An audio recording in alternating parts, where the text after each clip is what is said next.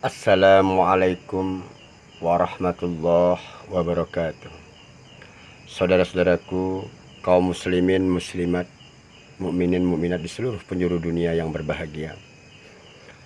Marilah kita sama-sama berniat membangun tempat beribadahnya saudara-saudara kita yang belum mengetahui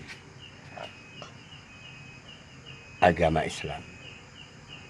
Karena Allah Subhanahu wa Ta'ala menciptakan bumi dan langit adalah sebagai permainan sendaguro bagi makhluk yang diciptakannya, seperti manusia, hewan, dan tumbuh-tumbuhan, dan benda-benda mati. Saudara-saudaraku yang dirahmati oleh Sang Pencipta Tuhan Yang Maha Esa, yang kerap dipanggil keturunan Adam satu hati, Adam dan Hawa memanggilnya Allah. Sedangkan sejak baginda Rasulullah Muhammad SAW dilahirkan di dunia ini, maka seluruh makhluk yang beragama Islam memanggilnya Allah Rabbul Alamin. Allah Subhanahu wa Ta'ala menghendaki satu makhluknya di atas dunia untuk menerima ilmunya yang dinamakan ilham.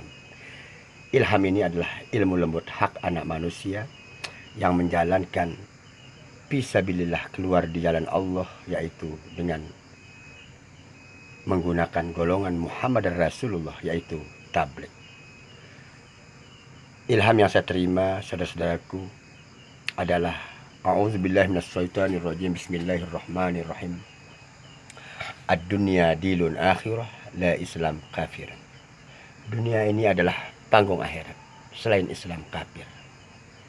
Jadi dunia ini diciptakan oleh Allah sebagai maksud yang hakiki hidup selama-lamanya. Jadi makhluk yang diciptakan dengan zat Allah yang hidup, sehingga yang hidup adalah disebut dengan Allah Subhanahu wa Ta'ala, sedangkan yang mati disebut dengan iblis.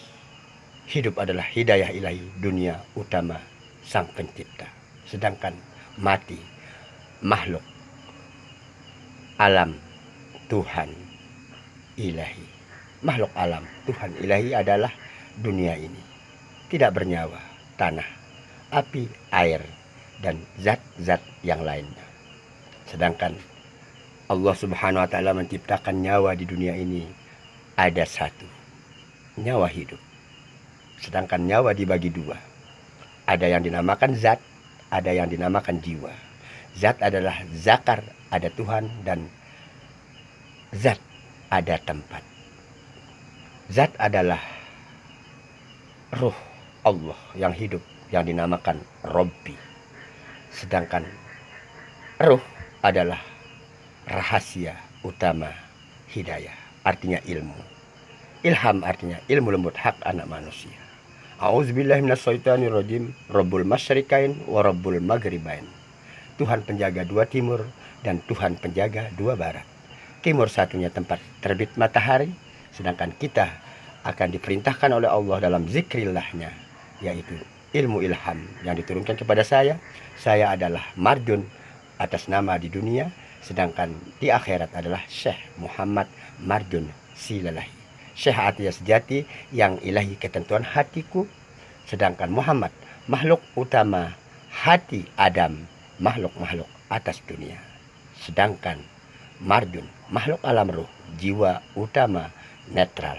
Sedangkan Silalahi sejarah Islam, lintas alam, lintas agama, hidayah ilahi melalui bertabligh, mengikuti cara-cara menyampaikannya kabar gembira ini kepada kita semua keturunan Adam dan Hawa. Dan baginda Rasulullah SAW adalah Nabi al-awwalu wal akhiru, sebagai pencipta daripada hukum-hukum yang ada di atas dunia ini. Sehingga Allah menciptakan sesuatu semuanya halal.